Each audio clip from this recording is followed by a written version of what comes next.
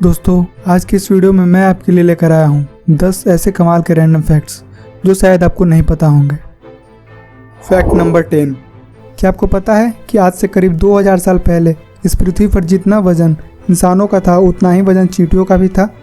यानी कि अगर हम उस समय तराजू के एक तरफ दुनिया के सभी इंसानों को रखते और दूसरी तरफ सभी चींटियों को, तो दोनों तरफ का पलड़ा बराबर रहता। Fact number 9। सेंट्रल अफ्रीका में एक देश है जिसका नाम है बेनिन। यह देश जुड़वा बच्चा पैदा करने के मामले में काफ़ी आगे है, जहां पूरी दुनिया में प्रत्येक 1000 बच्चों में से सिर्फ 26 जुड़वा बच्चे पैदा होते हैं, तो वहीं इस देश में प्रत्येक 1000 बच्चों में से 60 जुड़वा बच्चों का जन्म होता है। हालांकि ऐसा क्यों होता है यह अभी तक तो स्पष्ट नहीं हो पाया है, लेकिन वैज्ञानिकों का इसके पीछे कई तरह का तर्क है। जैसे कि जुड़वा बच्चों की जो माँ होती है उसकी लंबाई सामान्य से ज़्यादा होती है, यहाँ का खान पान और यहाँ के लोगों का जीन। Fact number 8। अगर आप भी अपना ज़्यादातर समय सोशल मीडिया पर बिताते हैं और एक एक्टिव ट्विटर यूज़र हैं, तो आपको ये मालूम होना चाहिए कि ट्विटर के लोगों में इस्तेमाल होने वाली इस चिड़िया का नाम क्या है। इस चिड़िया का नाम है लैरी द बर्ड। ये नाम ट्विटर के को फाउंडर बिज स्टोन ने एक मशहूर बास्केटबॉल प्लेयर लैरी बर्ड के नाम पर रखा है, क्योंकि लैरी बर्ड उनके होम टीम बोस्टन सेल्टिक्स की तरफ से खेला करते थे। Fact number 7। दुनिया के सभी देशों के पास अपना अपना नेशनल एनिमल तो होता ही है, जैसे भारत का बाघ और ऑस्ट्रेलिया का कंगारू है। लेकिन दुनिया में स्कॉटलैंड एक ऐसा अकेला देश है जिसका राष्ट्रीय पशु उसके देश में तो क्या पूरे ब्रह्मांड में नहीं है। दरअसल स्कॉटलैंड ने अपने देश का राष्ट्रीय पशु यूनिकॉर्न को घोषित किया है, जो कि एक मिथिकल कैरेक्टर है, यानी इसकी चर्चा सिर्फ किस्से कहानियों में ही है और शायद आपने इसे कोई मूवी या फिर गेम में देखा होगा। इस क्रिएचर का वास्तविक दुनिया से कोई लेना देना नहीं है। Fact number 6। प्लूटो, जो हमारे सौर मंडल का एक बौना ग्रह है, इसे सूर्य का एक चक्कर लगाने में उतना समय लगता है जितना पृथ्वी को 248 चक्कर लगाने में लगता है।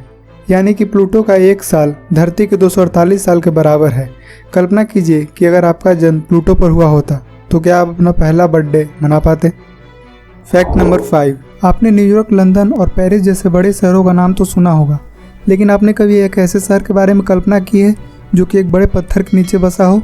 अगर नहीं तो एक बार देखिए इस शहर को। इस शहर का नाम है सेंटिनेल डी लास बोजेस, जो कि स्पेन में स्थित है। यह पूरा का पूरा शहर एक बहुत बड़े पत्थर के नीचे बसा हुआ है, जहाँ कुल मिलाकर 3000 लोग रहते हैं। इतिहासकारों का यह मानना है कि यहाँ पर इंसान पाषाण युग के समय से ही रह रहा है। Fact number 4। नेपोलियन एक ऐसा शासक था जिसने एक समय पूरे यूरोप पर राज किया। उसने कई बड़े साम्राज्यों को जीतकर अपने अधीन किया, लेकिन आप यह जानकर चौंक जाएंगे कि एक बार खरगोशों के झुंड ने नेपोलियन पर हमला बोला था, जिसमें उसे अपनी जान बचाकर भागनी पड़ी थी। दरअसल हुआ यूं था कि नेपोलियन की सेना ने जंग जीतने की खुशी में खरगोशों का शिकार करने की योजना बनाई थी, जिसके लिए उन्होंने हजारों खरगोशों को पकड़कर पिंजड़े में कैद कर लिया। लेकिन जब शिकार के समय उन्होंने पिंजड़ा खोला तो गुस्साए हुए खरगोशों ने उन पर हमला बोल दिया, जिसमें नेपोलियन के साथ साथ उसके जश्न में उपस्थित सभी लोगों को अपनी जान बचाकर भागना पड़ा। Fact number 3। डॉल्फिन्स काफ़ी बुद्धिमान और मिलनसार मछली होती है, जिस वजह से लोग भी इसे काफ़ी पसंद करते हैं। कई जगह तो सर्कस में भी डॉल्फिन्स लोगों का खूब मनोरंजन करती हैं।